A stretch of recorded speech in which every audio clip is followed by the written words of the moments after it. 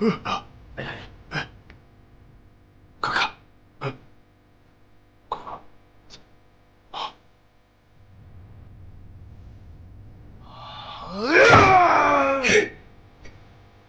頂上先生指揮官坂本中将に打大政法。紀方公の戦いは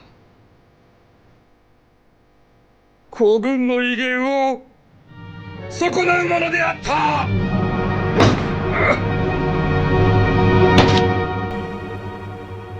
ひどい文句だ。先生に来てみよう。ここまで言われるのか。入れ。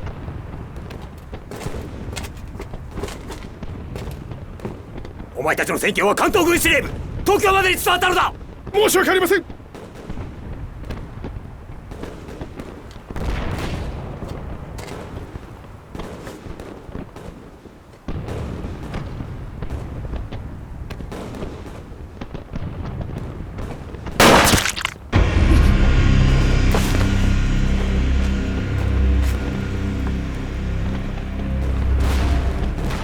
お前もしようか。はい。各部隊飛行隊歩兵連隊に命ずる。午後2時標高攻撃せよ。日军服部旅团向喜峰口发起新一轮攻击的同时，铃木旅团向罗文峪扑来。日军意图很明显，喜峰口受阻，那就去你西线薄弱处另撕一个口子。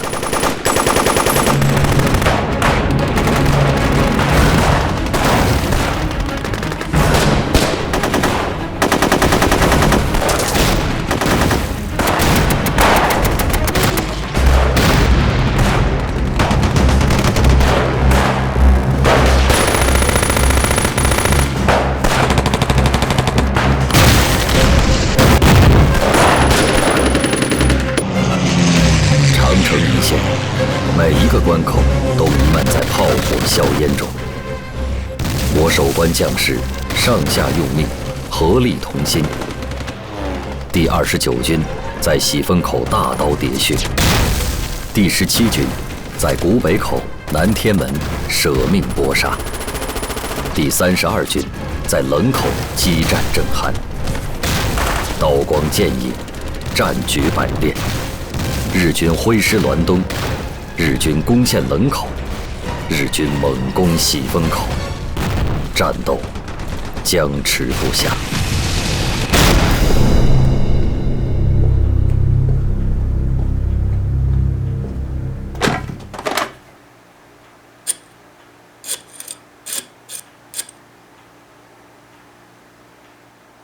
给我接尾座。好，我等着。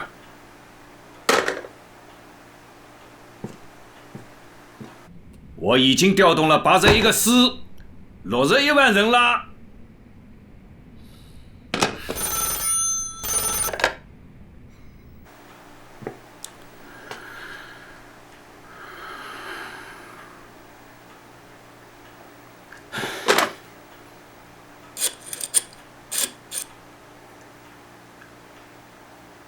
给我接尾座。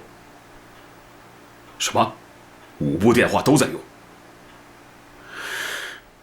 好吧。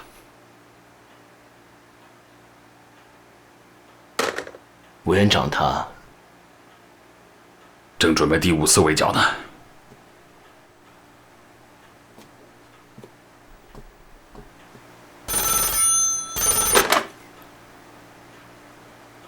委座。兵法所言，实敌备之，强敌避之，就是教你们在强敌面前如何备之避之，而避免小敌自坚、大敌自轻焉的严重后果。目前绝不要轻言什么抗日，欲抗日先剿共，攘外必先安内，违者严令处置。命令长城全线立即停火，与日军谈判。是。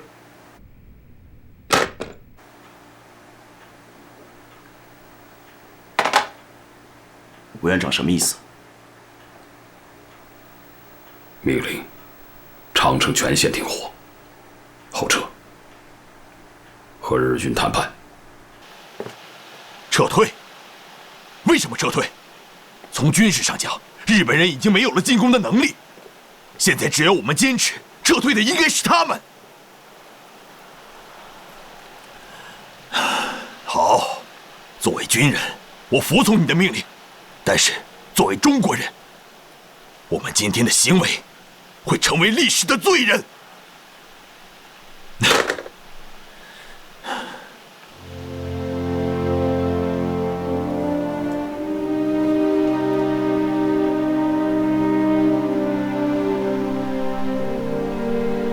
命令，撤出阵地。是。长城抗战坚持了3个月，终因蒋介石的一道撤令而告终。长城一线关口豁然洞开。此时此刻，国内外已经出现了这样一种声音：长城战败后，华北已经无险可守。日军突破长城，并没有就此罢休，而是3路挺进，一路逼近通县，一路占据湘北，一路抵达顺义。何应钦遵从蒋介石旨意，于1933年5月25日，派密使傅密云向关东军司令官武藤信义提出停战提议，继而又于5月31日，派全权代表在塘沽同冈村宁次签订了塘沽协定。这份丧权辱国的停战协定，举国大哗，不忍看，不想看，有志者奋起行动，还我河山。冯玉祥以师明志，6月15日，在张家口组建察哈尔抗日同盟军，反对国民政府的妥协外交，通电武装保卫察哈尔。1周之后，冯玉祥任命方振武为抗日同盟军北路前敌总司令，吉鸿昌为北路前敌总指挥，率军北征。同盟军连连告捷，国民政府却视为异己。在何应钦3路大军围堵下，至8月9日，冯玉祥被迫撤销抗日同盟军总部，辞去同盟军总司令之职。冯玉祥、吉鸿昌的察哈尔抗战仅仅坚持了55天。蒋介石不顾社会各界的反对及淞沪协定之后，终于还是和日军签署了塘沽协定了。条约规定，中国军队必须撤到延庆、通县、宝坻、宁河以南，而日军则可以据守长城一线，等于把东北3省、热河还有察哈尔白白拱手让给日军，让义勇军和西北军将士的流血牺牲全都化为泡影。而现在，蒋介石是在政治上承认了日军的胜利。蒋介石为什么去签订注定要挨骂的协议呢？很显然，他是急于筹兵啊，他正急于把华北的兵力抽调回来，用在南方来对付我们。如此看来，国民党对苏区的第5次围剿很快就要到来了。蒋介石既然在政治上下了那么大的赌注，在军事上就一定想捞回来。可以想见，他这次进攻的兵力将会是空前的，我们应该做好充分的准备。放心吧，中央苏区已经粉碎了敌人的4次围剿，这一次同样不会让他们轻易得逞。我们再看看日本人他们究竟是怎么想的。塘沽协定要求中国军队撤退到平津以南，这就在北平、天津和冀东一带留下了一大片真空地带。在这片真空地带，日军既可以建立汉奸组织，扶持伪政权，也可以直接出兵。